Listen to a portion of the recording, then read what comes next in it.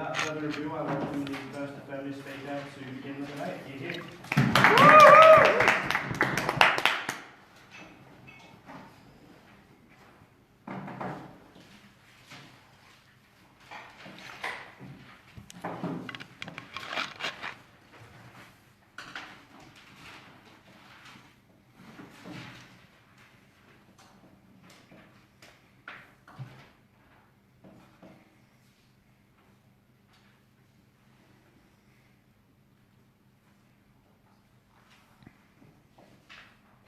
We live in a society where, in the current, when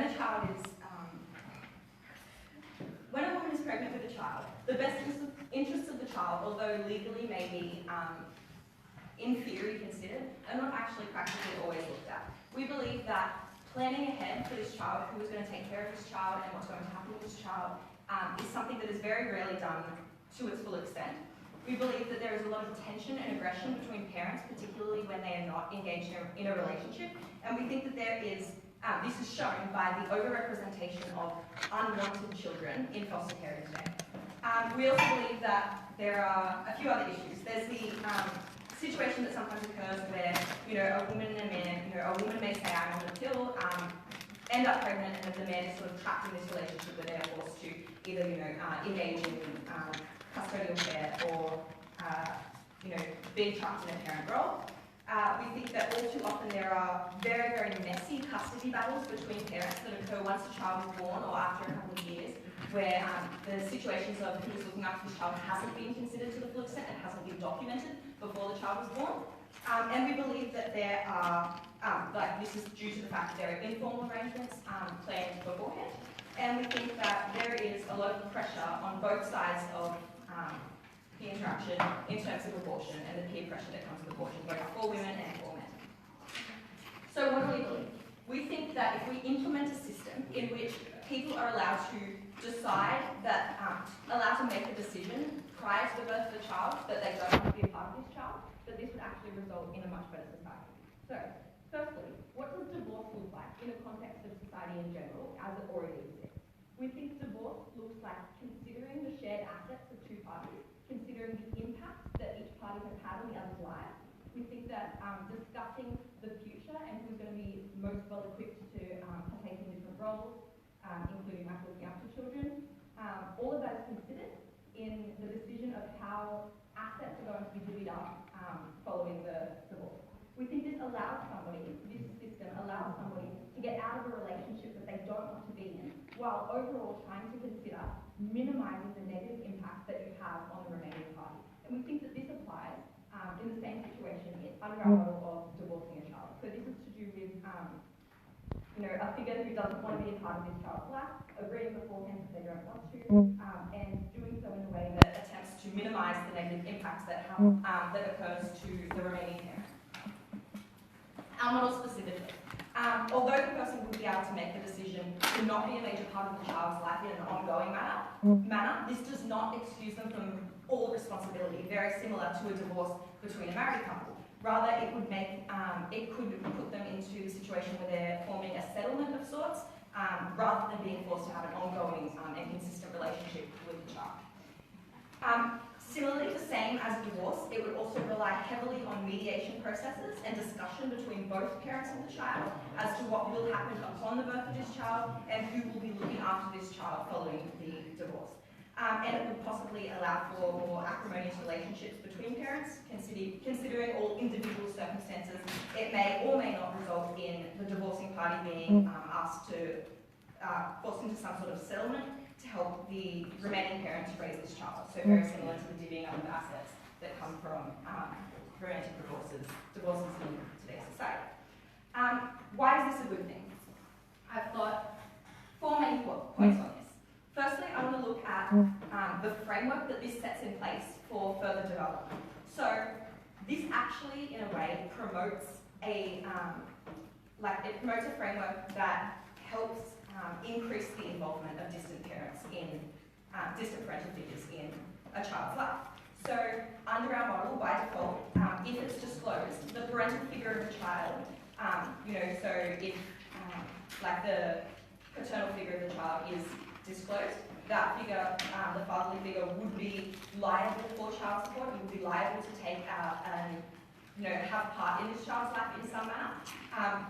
This process of divorcing a child would be the formal process through which that individual would be able to announce their intention to not be a part of the child's life, rather than just relying on informal arrangements to try and get that point across. So we think that although it seems like it's like distancing yourself from a child's life, it actually sets the precedent to allow parental figures to actually be more involved in children's lives, and to also have that more on the record so that it's like available for everyone to see, and therefore trying to minimise those sort of messy divorces, messy child custody battles that come years later. Secondly, we think that this is a very civil manner and a very civil way to go about this. So this process will consider who will take care of the child. So this is sort of looking at if one party decides that they don't want to be a part of this child's life, it will look very heavily on who is going to look after this child, who does agree to do that, and what means do we need to give them, what means they need to be able to do this to the best of their ability, and how can the divorcing partner upfront do something to sort of support the ongoing care of this child without having to be involved in an ongoing relationship. Why is this a good thing? Well, it's actually in the best interest of the child, because when a child is forced to, has a parent who doesn't want to be a part of this child's life, but is forced through custody battles or anything to regularly see this child or to regularly give this amount of money, that person has to be involved in that child's life. And that means that that child is growing up thinking, oh, I have this father who doesn't want to be around me, I have this father who I never get to see. In this circumstance, that father wouldn't be a part of this child's life, and they wouldn't need to have absolutely any involvement at all, which actually would benefit the emotional state of this child growing up and allow them to be in a more civil and more balanced sort of relationship. Okay, the last 2 points are foster care and abortion. So, with the overrepresentation of children in foster care today, simply because both parents didn't really want to be able to look after this child or weren't able to look after this child, and that wasn't discussed beforehand. So, making sure that a parent is actually going to be able to look after the child is an absolutely essential part of this arrangement. And we think forcing parents to consider this before the birth of the child is going to be, is going to result in better outcomes for all. So what this would look like is when one parental figure decides they don't want to be involved in this child's life, they would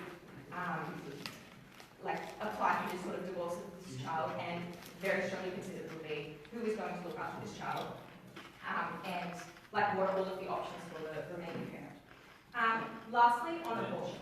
So at the moment, on both ways, a woman can be pressured into an abortion by a male partner, or a man can be pressured into an abortion by a female partner, or any sort of combination thus. And we think that this is problematic for a number of reasons. So firstly, if a man is saying, I don't want to be a part of this child's life, I'm not going to help you take care of it, you should have an abortion. This woman can then say, okay, you don't need to be a part of this child's life, you can legally divorce this baby and I will look after it on my own, and therefore has no impact on the male partner in this case. We think that's beneficial because that way if one party is not ready to become a parent, they don't have to become a parent, and it can be settled before the birth of this child. Secondly, we think that if a woman wants to have an abortion and a man is specifically saying, no, I want to look after this child, I want to look after this child, the woman can then apply and say, okay, I don't want to be a part of this child's life, and therefore, when this child is born, I'm going to transfer sole custody over to the male figure who wants to be a part of this life. So because we think that this model solves a lot of the problems that we've outlined in today's society and allows for a more civil relationship between child and parent, we are very proud to have that.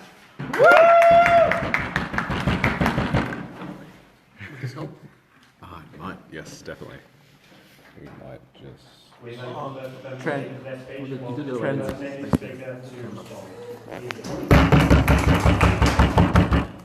Transition to a horizontal plane. Is this a fail? I'm going to message the group chat feedback on the new line. yeah, I can't actually see the screen, so... Radical live stream. Yeah. Orientation shit. Oh shit. Real shit. Because Udai's about to turn your world Oh, upside down, but at it least about to rotate a blow little up, bit. Eleanor's just... Okay. Can we... Okay. Ready when you're ready. You can't rotate your phone while being live. No, Apologies. Can we do it? Just lean up against the Okay. What the heck? This landscape. It's sideways. What the actual? if you just. Well, that's my head. Portrait mode. Being video in portrait mode is worse than misogyny. Unfortunately, like it tells. Portrait mode will also worse than misogyny. Because Facebook will only allow world star angles.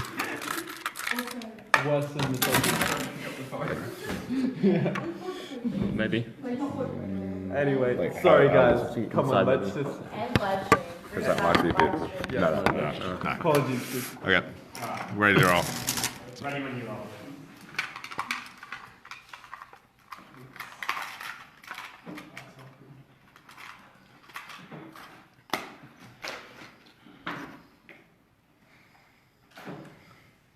Clare, I'm extremely confused by the model that we've just heard, for 3 reasons. The topic we got was that we should allow men to legally divorce their children prior to birth. What we heard was, so importantly, this was not women doing this, quite obviously, and it was not the status quo. But yet the model we heard did not seem to be in any way different from what can already occur in the status quo. And that is what I'm quite confused as to. Because we already have child support in the status quo when you get a divorce.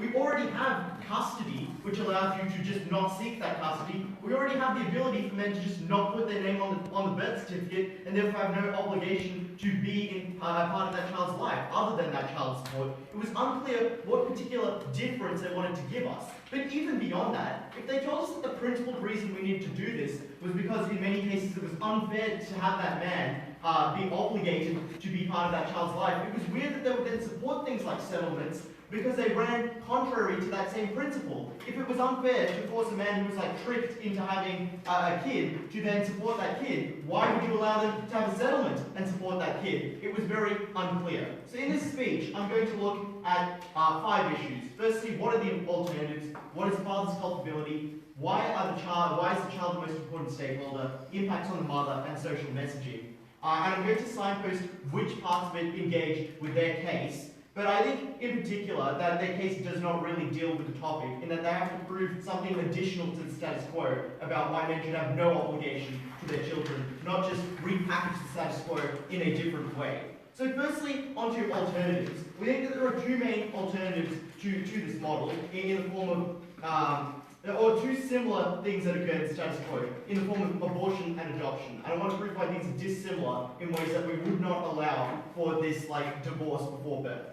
With abortion, this is quite clearly a medical procedure which is harder to engage with than the model they tell us because it is risky, because certain people can't have an abortion due to medical reasons, and because of the moral implications of having an abortion. That is to say that many people are religious and therefore cannot have an abortion, or they have conscientious objections to the process, which are strongly held beliefs, which means they will never be able to have an abortion, therefore they have no option if they're a mother to avoid this obligation. But secondly, adoption is dissimilar because there's a bilateral agreement between both the mother and the father and occurs after birth, as opposed to this model which occurs prior to birth and is unilateral from the father alone. So, why is the father the most culpable actor in this debate?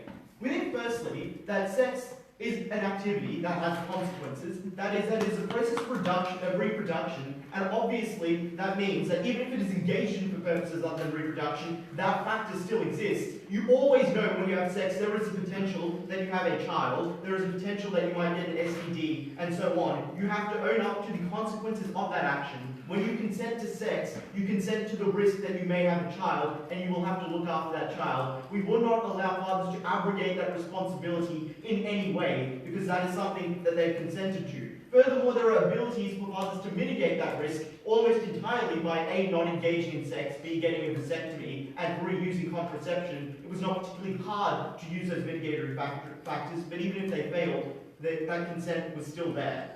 Thirdly, the state should not be responsible for these children because society shouldn't be responsible for the actions of any one individual or the failures of one individual. And I think we can just look to every compensation suit in ever to see the fact that the state is not responsible when one person is harmed by another's actions. That person is.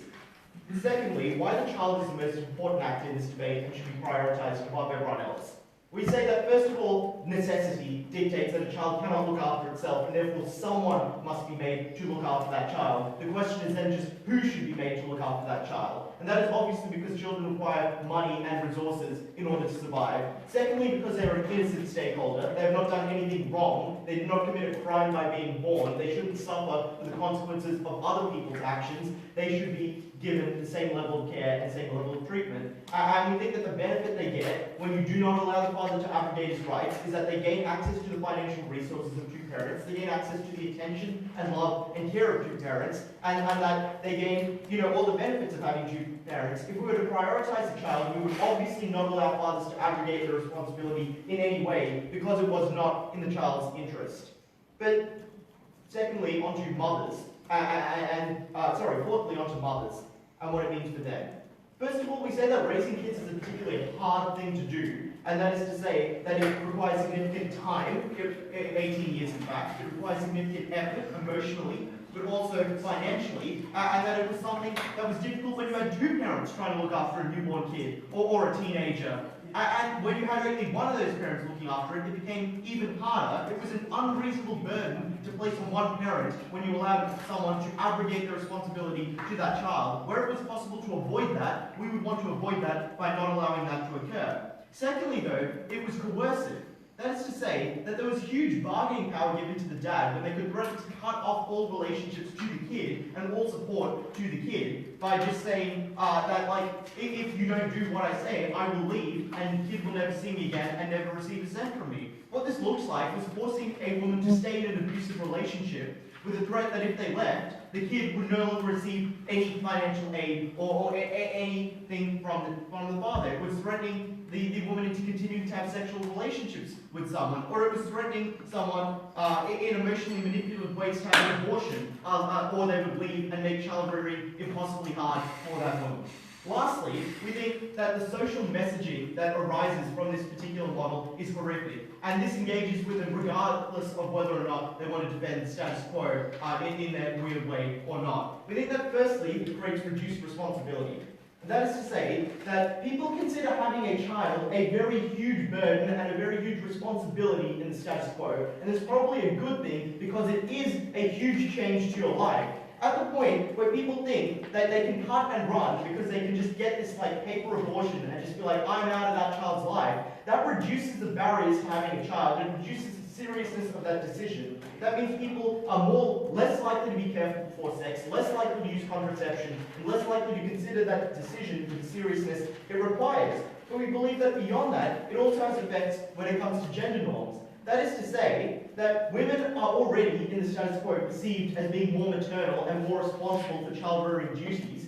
In a society where we allow men and only men to say that I do not want to be a part of this child's life, I'm going to leave, I do not have any obligation to that child, what we do is we emphasize the fact that women are primarily responsible for child-rearing, and we say that women are ultimately the only ones who should have that responsibility, and that it should ultimately always fall on them to make sure a child is well raised. We think that that is something we would definitely not want to stand for. So what we say at the end of this is that, firstly, it is clear that the father is culpable when the child is born, at least to an equivalent extent as the mother, and therefore should have an equivalent duty to the child. Secondly, that it's clearly in the child's interest to have the father there, both in its life and supporting it financially. And that thirdly, the mother is clearly going to be burdened and coerced in a world where the model is allowed to occur. And fourthly, it would be bad for the social messages it sends. For that reason, so proud to negate. And special credits to Janet Frame Cutmore for saying this is a really good topic for Mother's Day. That's Emma's mother. Her daughter used to debate for us. Emma Cutmore.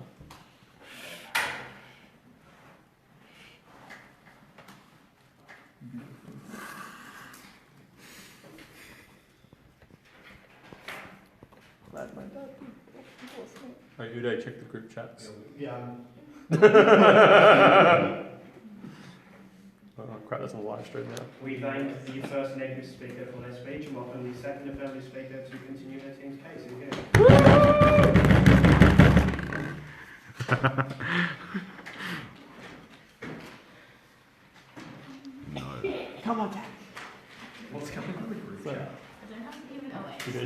lot of love What's the in the audience. policy the for live the public gallery? What's the policy for the public gallery? No jizz. No. All but during. I think shaming is only left to debaters, but I think you can definitely like tap on the table and go,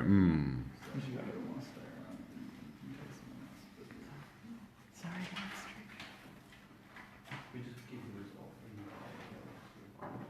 Oh, well, you just announced the result in the briefing room. Yeah. Yeah. But But it goes. it'll, because this is the novice grand final. Yeah. The bit It'll of be the at the end of the day.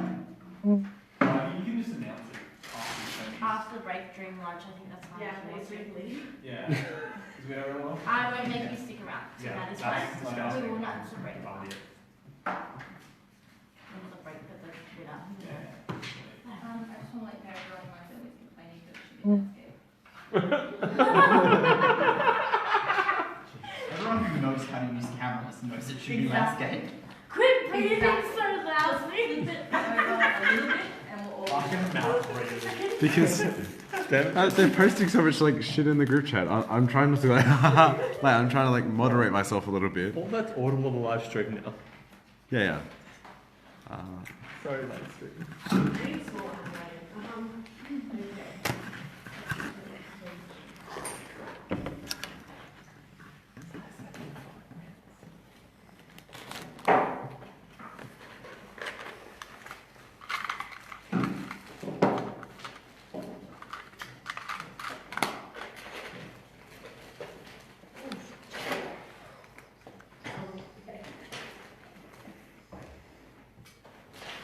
Chair, the most harmful thing to any prospective co-parenting situation is the phrase, "we can make it work."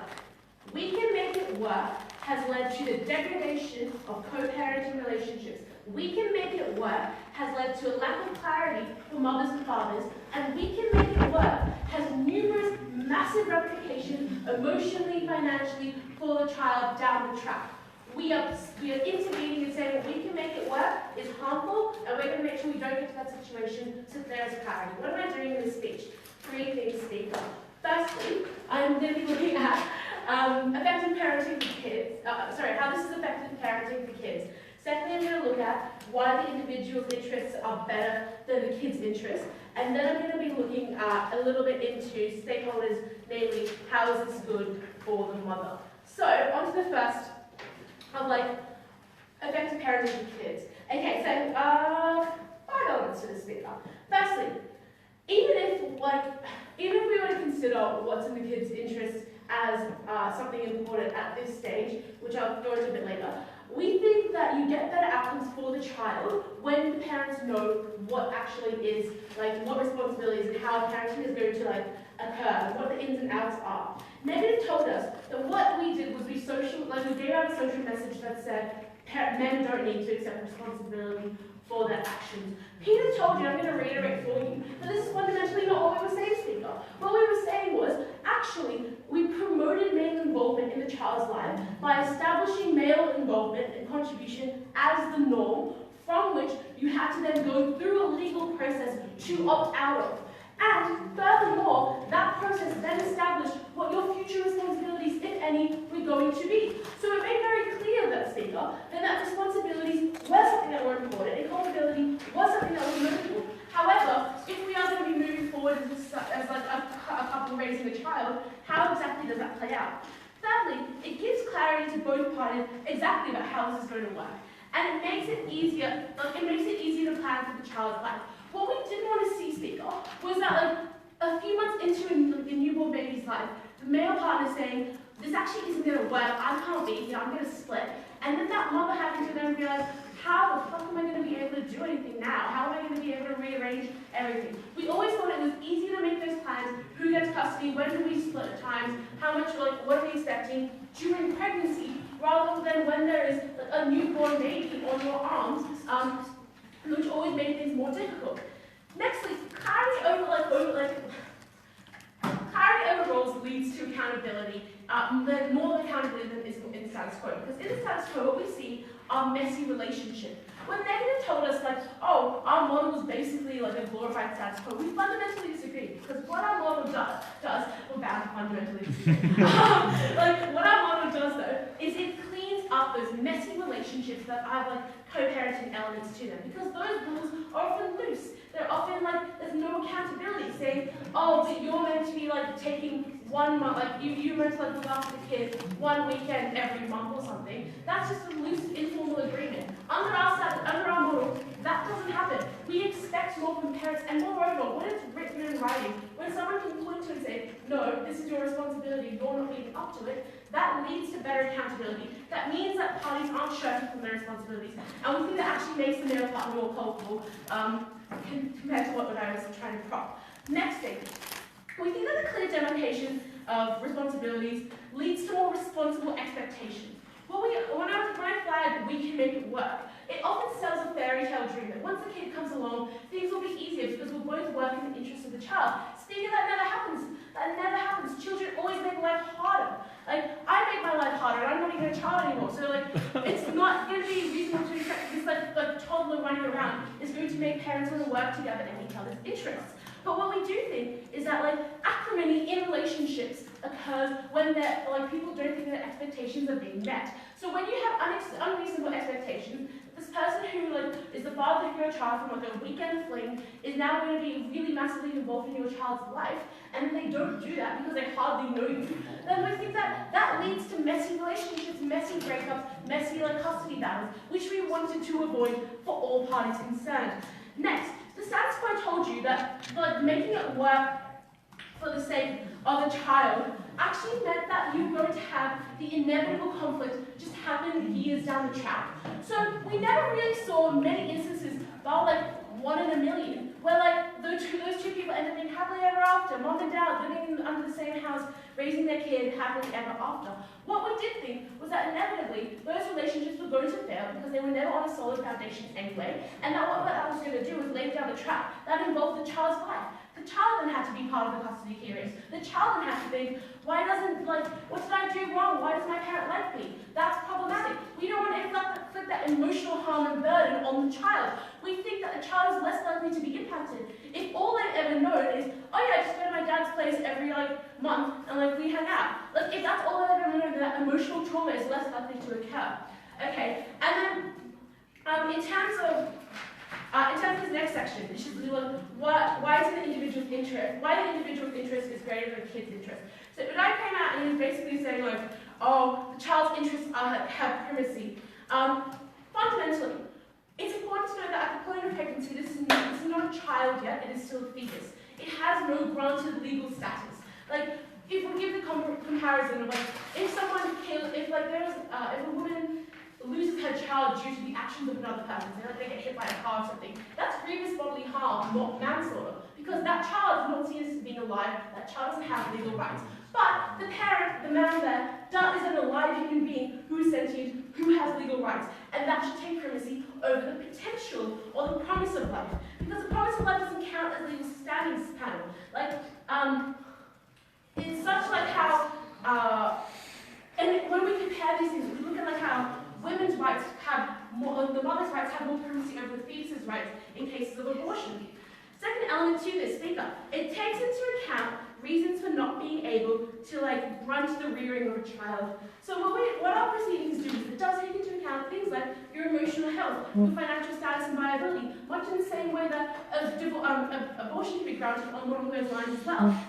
This then accounts this accounts for the harms to the individual and by extension to the fetus. Because if you are not emotionally mature enough or adept enough, and you have severe mental health problems out of raising a child, those problems are then going to trickle down to your child and harm your child. So in that sense, we think that that's actually proactively looking after both the individual and the child there. And also, we think that parents can make important decisions that affect the child's life without the child's consent. We see that it's just your interpretation of what is the child's best interest, and as I've said before, your shit can carry down to other people. But we think that things like the parents choosing the religion or the name of the child impacts the child, so we didn't think the child's interests were that primary.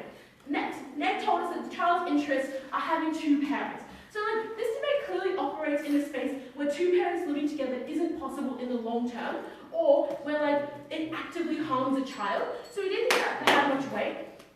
Ultimately, where this debate fell was that the rights of the child were going to not be as important as the parents. But even where it was, if the parent suffers massively because of rearing this child, then that was going to adversely affect the child. Moreover, this set reasonable expectations of what a relationship could look like, which ultimately benefited the family and led to a more civil outcome. Because of that, we are so proud to affirm.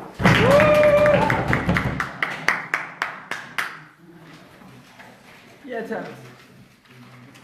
We changed it. Stop. Tammy time. Why don't we say that before? It needs to be a thing. What? Wait, why, if he's holding it that way, why is it so bad? Because he's black. His Tam's still at the front of the room. That's so weird. We thank the second affirmative speaker for their speech and welcome the second negative speaker to reply.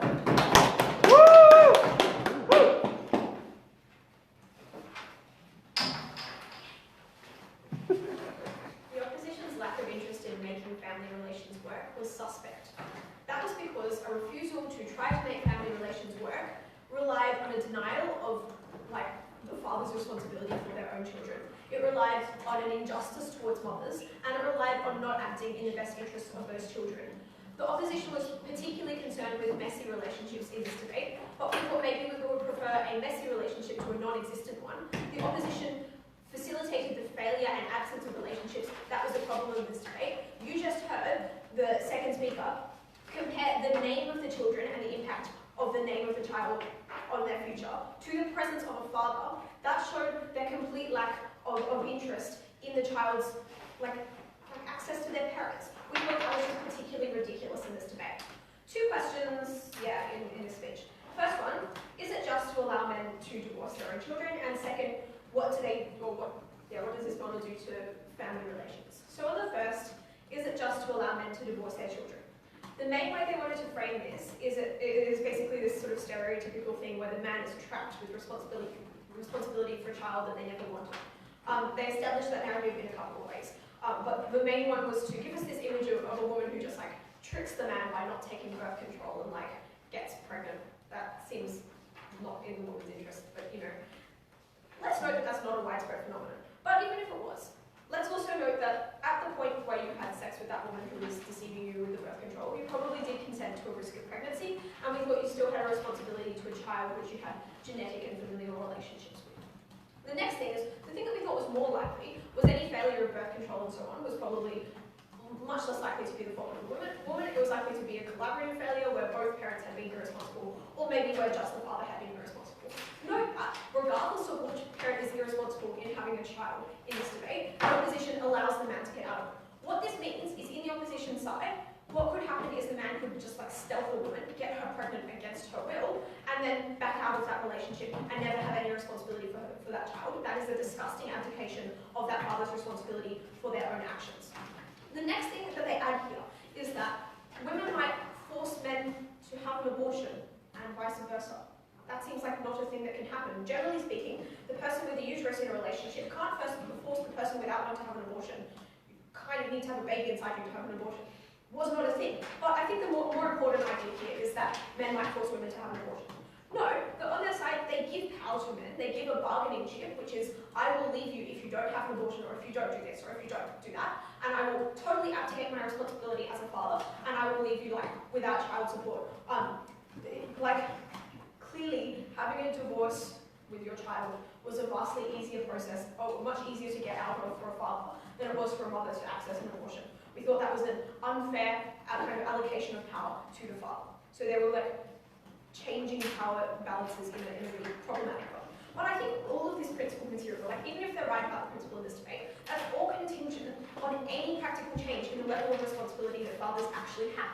So let's look at whether or not they actually do reduce men's responsibility for their children. And I will note that throughout this debate, they have been systematically backing away from how much responsibility they think fathers have for their children. So that they start off at first by comparing this to things like spousal divorce and child support, and we note their model is very, very similar to both of those things, where you make a settlement, which is more or less the same thing as child support as far as we can tell. But next they say that, like on their side, because they're scared about the whole social messaging thing, they say, oh, but men actually get more responsible for their children. If that is true, they lose all of their principle.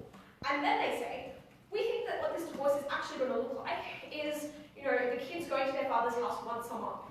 That is not a divorce from your child. It is not an effective escape from your responsibility for that child. And if they think it's really unfair that men are burdened with their children, then it is unclear why they would do this model. But if it is the case that they want this, it is unclear why they would do this model as well, because that is literally just like custody battles and how you would work it out anyway. So this is a massive problem for their case, because either they lose all their principles in this debate, or they just send a really dodgy social message and kind of like put in a system that we already have that works. So next question in this debate, did they improve family relations? The bulk of their case here centered around the idea of simplifying messy relationships and messy divorces. I would note that the vast bulk of the case here seemed to be about spousal divorce, so it was a man and a woman breaking up or separating or divorcing and working out the custody from there. That would happen anyway. But it was quite unclear how they actually made this any clearer than like an ordinary legal proceeding to work out who had what child and so on. But if it did simplify divorce, which we don't think it did that by privileging men and making the negotiations and things like custody unilateral. That was a net loss because it was so particularly unfair to women, who are often the most vulnerable people in a relationship. We thought that if, we just didn't care that much about simplifying divorce, and if it came at the cost of women's bodily autonomy, of their financial security, and of the children's well-being, we thought that that was not a simplification that was worth having. The next thing they want to tell us is that they sort of fix the message to children because the fathers are involved in their lives, and you have a neat agreement. This is a very, very odd point, because I've already dealt with how fathers being involved in their lives is just a weird point for the activist debate. But also, at the point where your dad has negotiated an agreement where he barely ever has to see you and just paid a lump sum to get rid of you, you're probably not feeling that great about your relationship with your father, so we just don't really see how the opposition get great familial relationships on their side in this case. The next thing they want to tell us is that it's much easier to go through this whole messy process before birth than after. I don't think it's clear why. This is largely assertive. It seems to be that 3 months before and 3 months after are more or less similar. But I want to note probably 2 more important things here. The first thing is that it's unresponsive to all the material we gave you about coercion, which was at the point where you are pregnant and in an abusive relationship and considering leaving your partner, he now threatens you with a divorce for your child, where you will not even get child support. He has now abdicated of all parental responsibility and you're trapped with that child. That is particularly intimidating. If it is the case that it's easier before birth than after, then they are admitting to the ability of the man to withdraw from that relationship before birth. They're admitting to the coercion material. The second thing, I think it's just you're very vulnerable during pregnancy as well. You might have gestational diabetes, you're physically limited, you might be really morning sick, I don't know. I've never been pregnant, but it sounds really unpleasant. So, it's unclear why now that the baby is outside of your body, but you're vulnerable in either way, we should care less about mothers just because they happen to have now had the baby. Oh, sorry, they haven't had the baby yet. And finally, in response to the stuff we gave you about the social message, they told us that it establishes male responsibility as some sort of norm. We thought that, given they weren't really changing anything in the status quo, this was more or less the case with child support. Men who are responsible for their children don't have to pay it. Men who aren't have to pay it. So that's just really quite silly material. A little bit of substantive about why this harms sexual relations. I think that this clearly makes men a lot less likely to act responsibly with regards to sex. That is, a lot of men really fear getting their partners pregnant, but at the point where men are no longer accountable for the pregnancy, they fear no financial consequences, no consequences in terms of emotional labour, it's likely that they're a lot less likely to be careful with their use of contraception and a lot less likely to put their female partner's health, sexual health first. That means they are putting their female partners at risk of things like STDs and pregnancy. They're much less likely to prioritise ongoing relationship with that partner. We think that is major harms for that family, and that's really problematic. So at the end of this debate, the opposition tried their best not to change the status quo. I think that's an admission that the status quo is quite good. But if they did, they severely harmed family relationships and gave an unfair amount of power to men.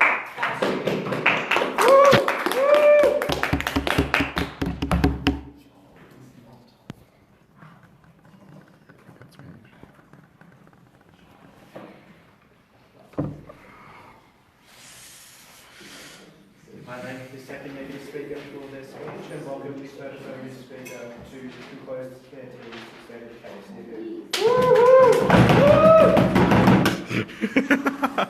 Aggressive take from my work. Yeah. Sorry, can't help myself. At the end of today's debate, what really stood is that we live in a society completely unchallenged by the negative team.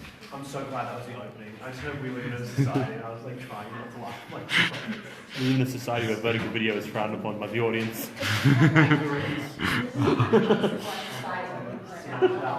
to hold a phone when they're filming. It's worse than misogyny. It is. Internalized. Certified misogynist. Get that on like a business card. It's Peta. It's his nickname in the group chat.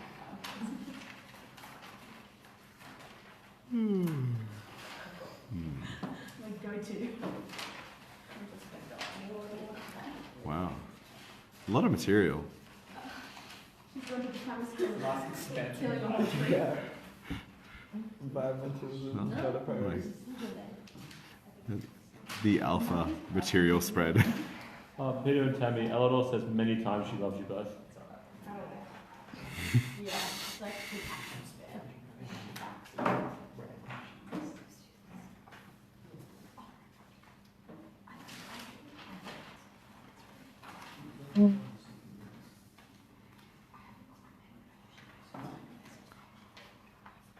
So, despite the fact that the neg seemed to rely entirely on her prepared material and absolutely refused to engage with our model in anything we said, let's actually attempt to engage with theirs.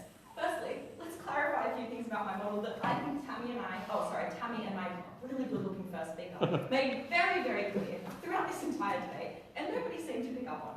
Firstly, we do not think that after the divorce, the male partner would be forced to keep seeing their child. That's literally what we're trying to prevent. We're saying that this settlement would occur. This might be monetary, this might be some sort of like help preparing for the pregnancy, things like that. We're not saying that after the divorce, they're going to have to still be forced to have like weekends with their children and stuff like that. That's literally the entire point of our model. The entire point is that you don't have that involvement with the child's life. You don't have the ongoing relationship. You have the one-off relationship that occurs during the pregnancy, and after that it's over. Like half the material falls apart from the fact that they just didn't listen to what we said at the start. Secondly, no, this does not get rid of all responsibility for a man who gets a woman pregnant. We also made this very clear at the start. Like, the man still has to go through this court proceeding if he's found to have, done this and, still owes something to this child that still has made a huge impact on this child's life, or is leaving this woman in a situation that, detriments her further than what, they both consented to. He may have to pay this sort of settlement. He may have to give some sort of monetary value to this woman. And that is, encompasses the entire idea that, now men are just not going to have responsibility when they have sex with a woman because they might just be able to get away with it. That's literally what our model is preventing. I don't see how they made this connection at all, and they didn't explain that at all. It was merely an assertion, and it literally is just entirely countered by the model that we gave you by my incredible first speaker, and was reiterated by Tamana. Okay. This was the messiest debate I've ever heard. Okay. Let's look at, the idea that this model is very similar to divorce and child support, which the neg I quote said was suspect. Yeah, that's because it is divorce. Of course it's similar to divorce. Oh, no, they made too many connections to divorce that already occurs between a man and a woman who are married. Two things that you're forgetting here. Firstly, nowhere did we say, in fact we sort of implied the opposite, that the man and the woman in this situation were married. In fact, we have stated along the bench that these people might be in some sort of casual relationship, it may have been a one-off experience, and that this divorce proceeding is never going to happen because they're not married in the first place. They can't get divorced if they're not married in the first place, and that is why our models come up in the first place, because we need a way for this to be a legal proceeding that occurs between the father and the child, or between the father and the mother, that is not to do with a pre-existing relationship in any way whatsoever. Okay.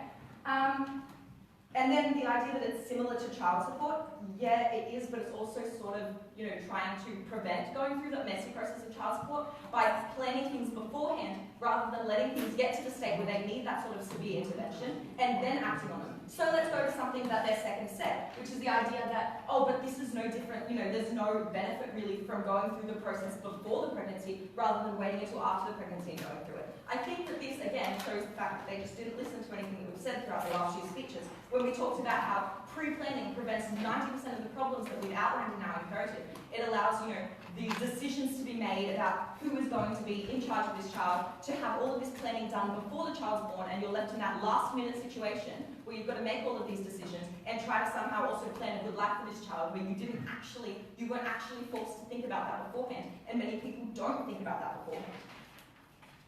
Okay. Okay, on to the issue that Neg brought up about coercion and this idea that our model promotes this, possibility where a man may say to a woman, I am going to leave you unless you get an abortion.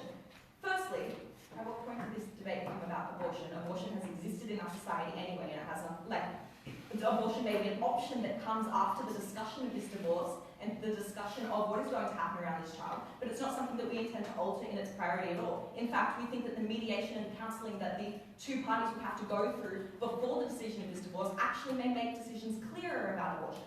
And in the situation where a woman or a man, the woman cannot have an abortion due to religious reasons or medical reasons, we think that that is something that would occur anyway. And the idea that an abortion is discussed, if it's not a possibility, it wouldn't be discussed as a possibility in these counselling and mediation sessions. So we don't think that that's a huge issue. But secondly, the idea that a man can coerce a woman and say, I'm going to leave you unless you get an abortion, is exactly what we are trying to prevent by implementing our model. Because in this situation, let's play it out. Man says to a woman, I'm going to leave you unless you have an abortion. This woman says, actually, I really want to keep this baby. How about we stay together? But now you have no responsibility over this child because you've divorced this child. That's another possibility that would be possible under our side of the house. Under their side of the house, you have two options. Either, man leaves a woman and a woman has a child as a single parent without support, which our side prevents by giving that woman that support, or man and woman stay together and a woman is forced to have an abortion. Again, prevented by our side of the house, because they can discuss who is going to be taking custody of this child and who is going to be taking care of this child before it is born. Okay. I'm going to bring up something that was said a bit earlier. The idea that the state should not be responsible for one person hurting another. Firstly, yes, it should. That's why we have police officers and assault laws and foster care in the first place. But secondly, even to the extent that we accept this ridiculous notion that Neg has brought forward, I think both of us would probably agree that the government should have some responsibility if they have responsibility in creating the problem in the first place. So I'm really happy to hear that Neg is going to be single-handedly funding all, safe-sex research, all safe-sex education for children in schools. I'm really glad to hear that. Because at the moment, the state is not funding that. And it's not doing enough of a good job to explain to people what the risks of the pregnancies are, and therefore they do have a responsibility in this particular case. And that's why we think that going through this remediation process, going through the idea of allowing people to have counselling and to have mediation and to discuss what legal rights and responsibilities each partner is going to have over this child is an extreme benefit, and also remedies these sort of issues of one party hurting another. Okay, another huge issue that we brought up down the bench and was very lightly addressed by the Neg, only just to say that it was a weird angle for us to take, and that was the idea that we are promoting more involvement with fatherly figures.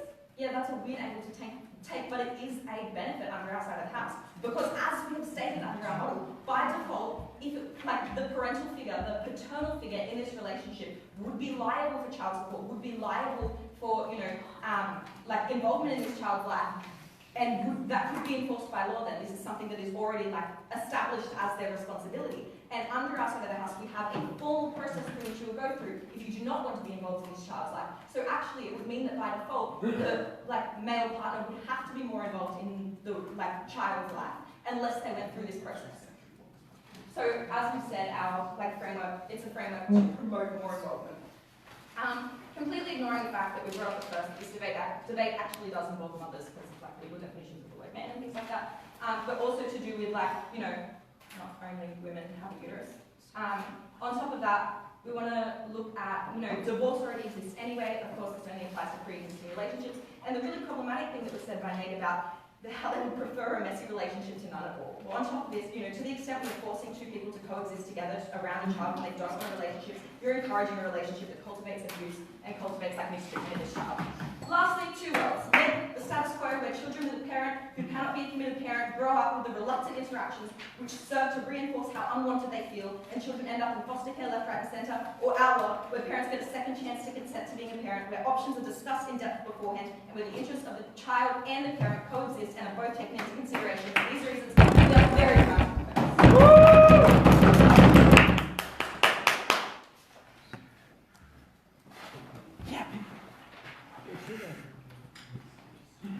We thank the third family speaker for their speech and welcome the third negative speaker to close their hearings to stand in case of you.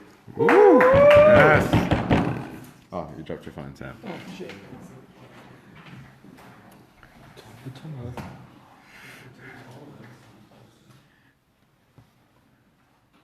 Who that boy? It's Thomas. Panel. Their model may be similar to divorce, but its harms are much, much more impactful, particularly for the child, particularly for the mother.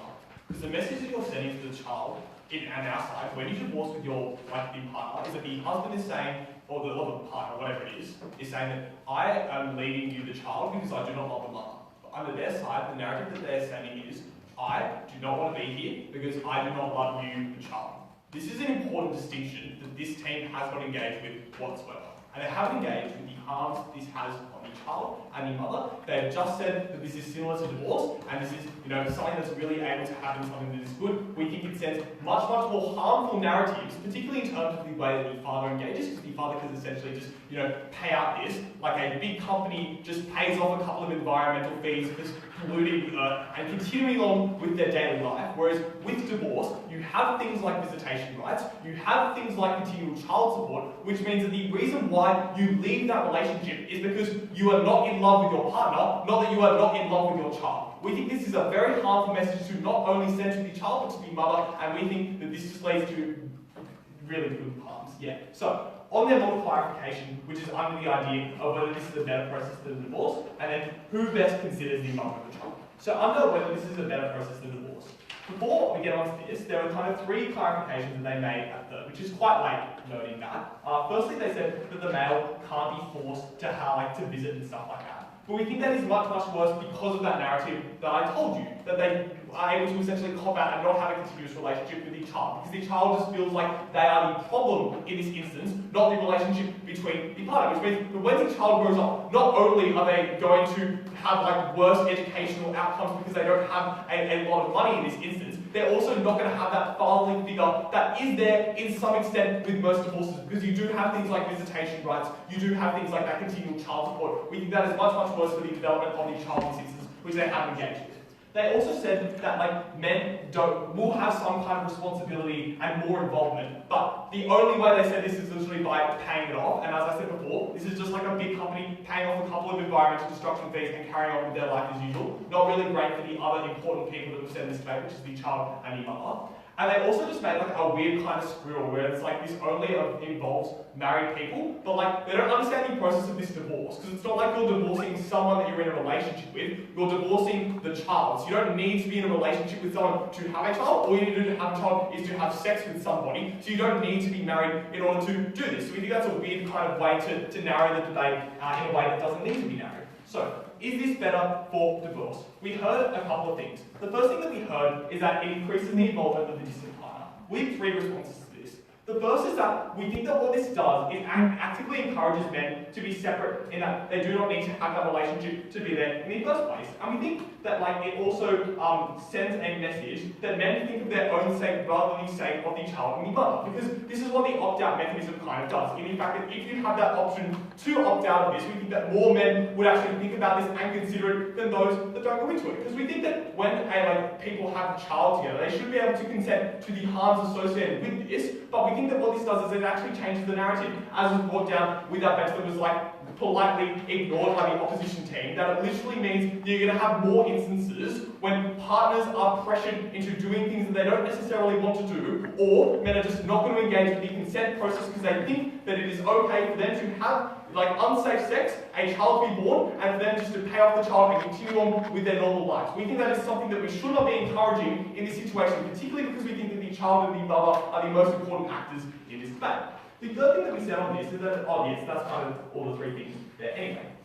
We also hear that this is the civil way to go about this, and it considers who takes care of the child, noting that they never actually step through what this divorce proceedings looks like and how the mother and the father would actually engage with each other if they engage with each other whatsoever. So the first thing that we note here is that the mother will always be the one who takes primary care of the child. We think that in this instance the father will be taking limited or no care of the child whatsoever, in the fact that he's literally paying out the mother to look after the child and saying, no, I don't like you, child, goodbye. And the second thing we think it is, this is the easiest way to exit, as it's more of a cop-out than a civil way of doing things. So we think the civil way of doing things will be entering into proceedings where it's what is the best way for me to be involved in here? Even if they're not in a divorce, they don't necessarily have to divorce the child and be I can give you, this amount weekly because I understand that I entered into this arrangement, I agree to the risks, and essentially you're negging out of a contract that you entered into if you take this particular thing, which you think this is harmful, particularly because the way that this is done, they didn't contest this whatsoever, is that the male actually has the power as to whether to opt in or out of this, and the mother has no say, which means that when the male interacts with the mother, they're more likely to be coercive in the way that they do this, because the mother has no control as to whether the male can actually do this or not. And we think that's really harmful that the male has so much control, when Udai told you that there are so many other ways that men currently have control when you see women. That's why you see so many cases of sexual assault and things like that not getting reported, because women don't think that they have the political capital in order to get things like this moved and get things like this passed. We think that's really important and something that they didn't engage with throughout the debate. Because it changes those incentives there of sexual relations from one where you fully consent and understand the rights of having unprotected sex to the male considering that they are unlikely to put forward and talk about risk and enter into unprotected or unsafe sex due to this new narrative. So, who best then considers the mother and the child? So we heard lots of things here. Firstly, we heard, in terms of the mother, that you get better outcomes when the parent knows what's going to occur and what they gain from this. We had 3 responses to this. Thirdly, we heard nothing in their model about discussion, so there's no guarantee that the discussion will occur. Secondly, we think that even if the discussion does occur, we think that this discussion will be in the perspective of the male, because the male has complete and under control about whether they will enact this or not. And thirdly, we find that men will do this without even considering the man or the child, because what this does is it has a particular mechanism of forcing the man to choose between his own interests and between the child's interests, and we think in more instances than not, he's going to choose his own interests rather than considering the woman and the child in this. We hear also that it cleans up relationships. Firstly, I don't necessarily believe that a settlement is enough to clean up relationships, particularly between a parent and a child. And secondly, yes, we may clean up 1 or 2, but we end up with so many women left helpless with a child because of this narration change that they didn't engage in terms of sex. Because men can have sex without contraception and leave the woman helpless without a child and exit that without even needing to have a discussion with the woman, which we think is completely ridiculous. Thirdly, we hear that we can make it work. We think that this narrative is so much better than not trying at all, because the child is actually considered someone and the child is actually loved someone. Because the narrative, we can make it work, tells the child that you have hope. We are going to try our best to consider you and do what is best for you in this situation. In this other situation, it is saying that we're not even going to try, I'm just going to leave you behind and forget that you exist. If you are a child and you are told that your father is not there because he thinks that you do not exist, we think that you are going to have a much worse quality of life than under the divorce, where your father is there to some extent, and they actually care about you as a child. Because the reason why they're there, spending time with you as the child and the mother, is because they have your best interests as the child at heart. They don't have your best interests as the child at heart under their side, and that's why it is so much worse.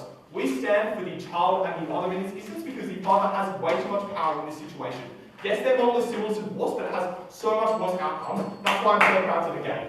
Woo! South leading 10-0. 8 minutes in. Shame. Rip my tips as well.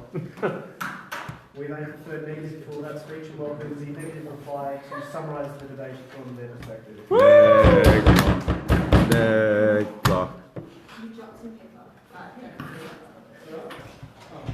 Anything important on that? Yeah, if you pronounce his name wrong, you die.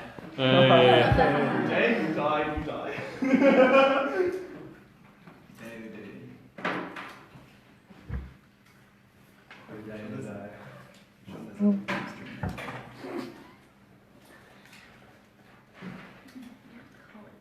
Your call.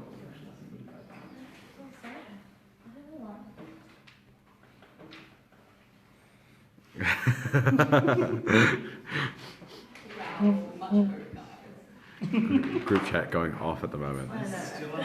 I'm still hashtag not my president about the fact that he's filming in portrait. I know. Actually, yeah, sorry, I project all like. We can call an AGM now. Do you have more? We have enough people in the room. I can vote. I don't like voting. The failure of the Affirmative team to defend their burden in this debate has led to two models that are remarkably similar.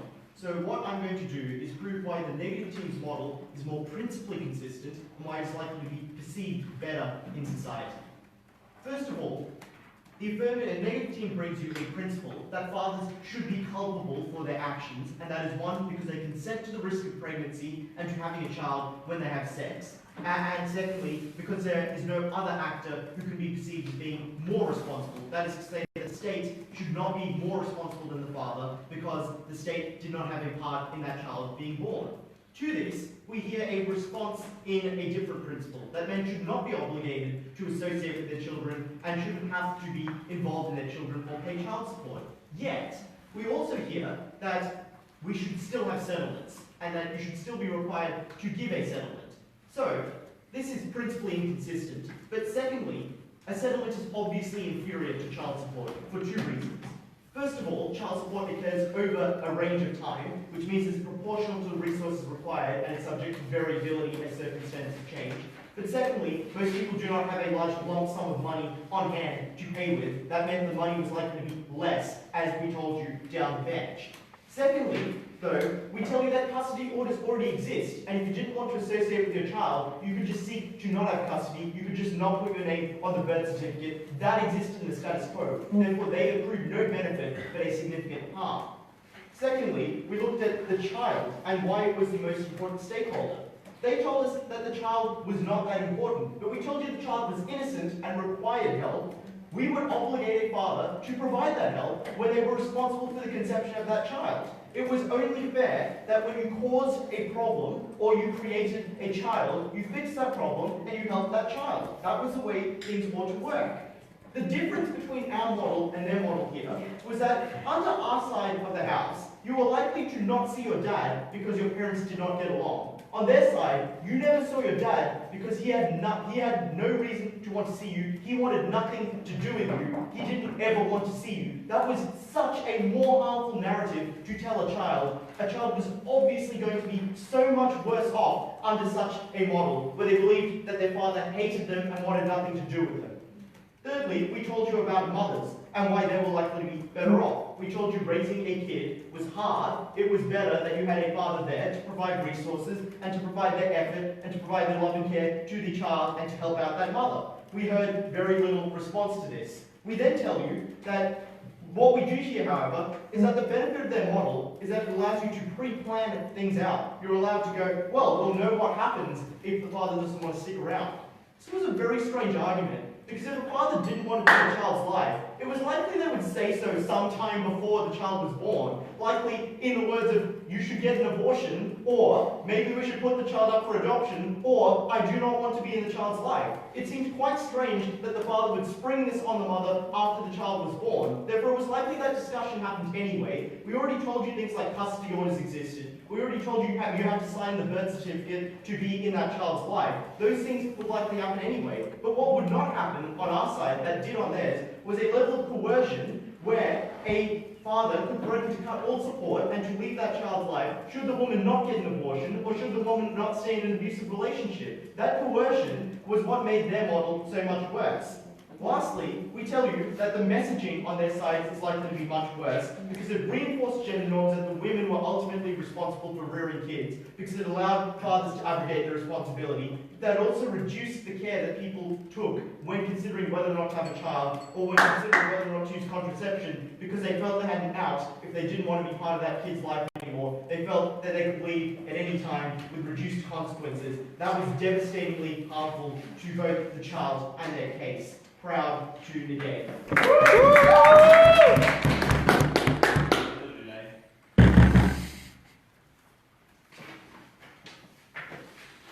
Come on, Tamana.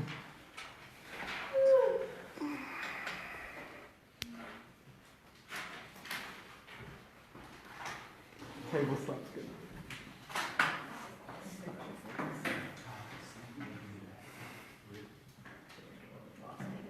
I now welcome the affirmative reply speaker to end this debate. Men are scumbags. Men are scumbags. Men are scumbags. Hey, my speech is not to be. You can't find my speech. Sorry. We have to do it for Ellen.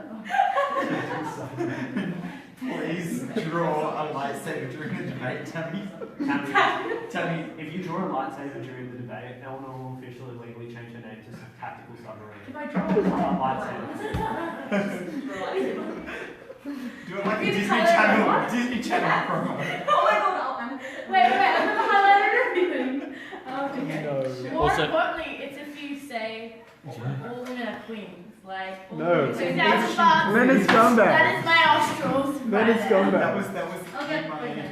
that was Just All women are queens. Yes, she breathes. that was Tammy's If she breathes, she's in fuck. So that was Peter's first Oh, one. Peter's All first women one. are queens if you Oh, marry I'm into gonna She breathes. If she breathes. Apparently she loves you, Tammy. Just. Oh, tell me something I don't know. Okay, let's not do this. Alright, Okay. show on the road. Let's not ruin the debate now. No, I think let's do the debate. Shout out to my mom who's watching and like, I'm sorry I'm not at home. Hi, Peter's mom. Sorry, I'm listening to your daughter. Okay. Debate.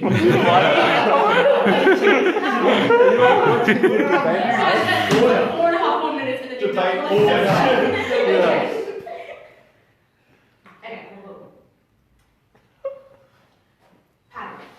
The entire negative case that we heard today was predicated on the idea the model that was given out at first was the exact same as the status quo. Yet, the negative team then came out and said that like, all the harms occurred on our side of the house. If then all the harms occurred under like, the status quo, there was no counter model offered by that team to actually like, deal with those harms. What am I going to do in this speech? I'm going to look at the two metrics used by both sides of the house in terms of how to win the debate. What did Ned give us? Ned's case was propped on the metric that what is in the best interest of the child. If they proved that, they won the debate. What did they tell us? They gave us an assertive assumption that two parents are always better for the child. They never engaged with the idea that we said why two parents they never engaged with the idea of why two parents would be better if one of those parents' behaviors directly harmed the child. They always just assumed that it was better for that child to have one person who was in their life, who was actively making their life worse. What we also heard from Ned was this idea that came out at third, of this idea of like, in a divorce, it's the parent saying, or one parent saying, I don't love you to another parent, and in our model, it was saying, under our model, it was saying, I don't love you to the child.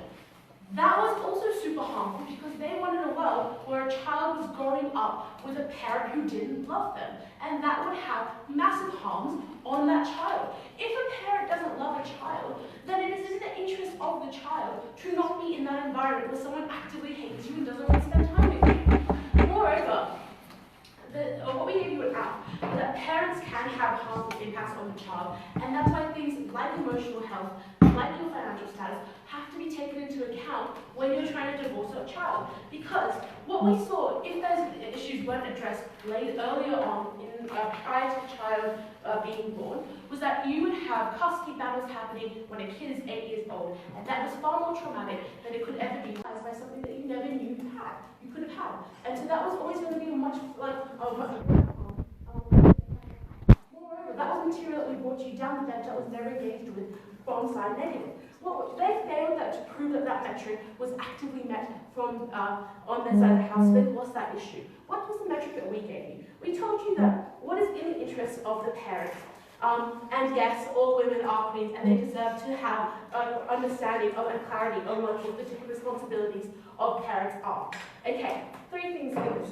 Firstly, we thought that you have less acrimonious relationships between parents, or between man and woman, when you know what the expectations for both parties are. We thought that where co-parents parenting relationships broke down was where there were unrealistic expectations over which parties could achieve which responsibilities, and if they had to do so, things became terse, acrimonious, and that negative energy was always going to negatively impact the child, as well as being stressful and unnecessary for the parent.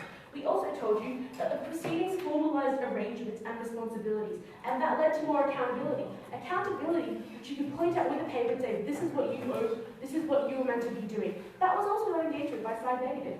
When negative came out and said coercive relationships were going to happen, Peter came straight back and told you that, well, those were sort of factors, coercive relationships regarding abortion and stuff, that could be held accountable through proceedings, and actually meant the men had to take more responsibility. Lastly on this issue was clarity. We told you that clarity meant that you would be more who had responsibilities, and that made it much easier to make plans prior to the child being born. It was always going to be easier to move into 2 separate dwellings when you were pregnant than when you had a baby suckling on your teat. And that was why it was always going to, the material brought by them in response didn't have much weight. Ultimately, we proved our metric that we served parents better, and we also disproved their metric that they served children better. For those 2 reasons, we won this debate.